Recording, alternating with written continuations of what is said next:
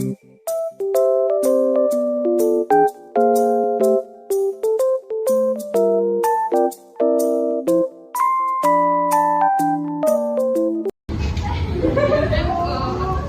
guys. Assalamualaikum warahmatullahi wabarakatuh. Perkenalkan, kami dari kelompok 11. Nama saya Kanieda Ramadan, nomor absen 16. Saya Naswa Mediana Niza, nomor absen 23. Dalam video kali ini kita akan melakukan praktikum sederhana mengenai fisika, lebih tepatnya yaitu tentang hukum Gay-Lussac. Untuk lebih jelasnya dan lebih detail silahkan tonton video kita ini, oke? Dadah. Bye-bye.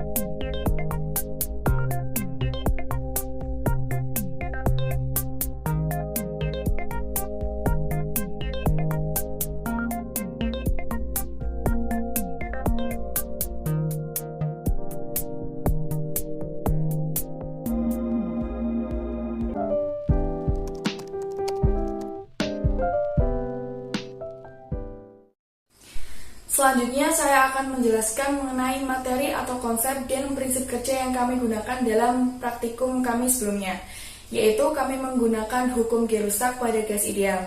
Hukum ini menyatakan bahwa suhu dalam gas ideal akan berbanding lurus dengan tekanan yang diberikan dalam wadahnya, asalkan volume dan masanya atau jumlah gas tetap konstan dalam sistem tertutup. Artinya, ketika suhu meningkat, maka tekanannya juga akan meningkat. Sebaliknya, ketika tekanannya menurun, maka suhunya juga akan menurun.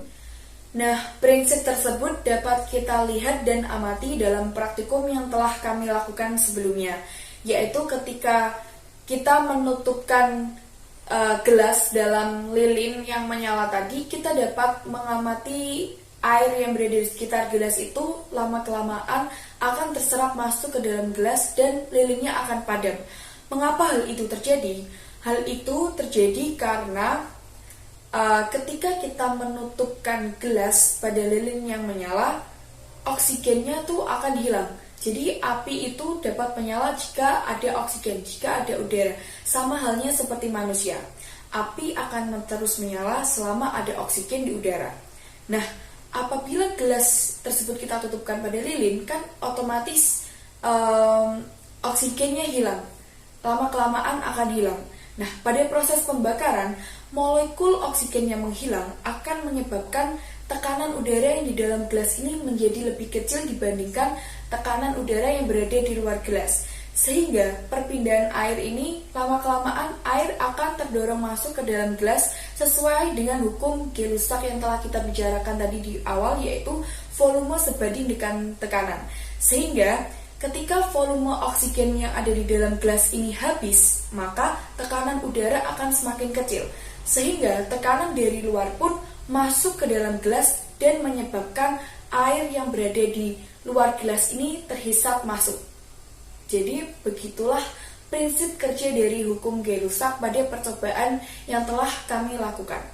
Intinya yaitu api membutuhkan udara atau oksigen agar dapat menyala, dan ketika suhu ruangan atau tekanan yang berada di suatu wadah atau suatu gelas lebih kecil dibandingkan yang ada di sekitarnya, maka zat cair akan mengikuti perpindahan dari tekanan yang lebih kecil. Dia akan berpindah dari tekanan yang lebih besar ke lebih kecil.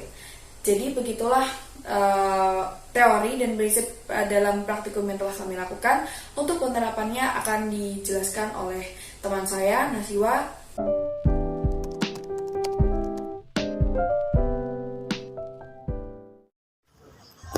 Oke, jadi di sini saya akan menjelaskan tentang penerapan hukum gizi rusak dalam kehidupan sehari-hari.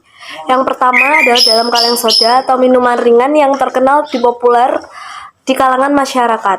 Jadi, gas yang digunakan karena jumlah gas yang terlalu dalam cairan tersebut akan berbanding lurus dengan tekanan yang diberikan pada gas pada cairan. Jadi karena soda tersebut itu di dalamnya itu menggunakan gas karbon dioksida, ketika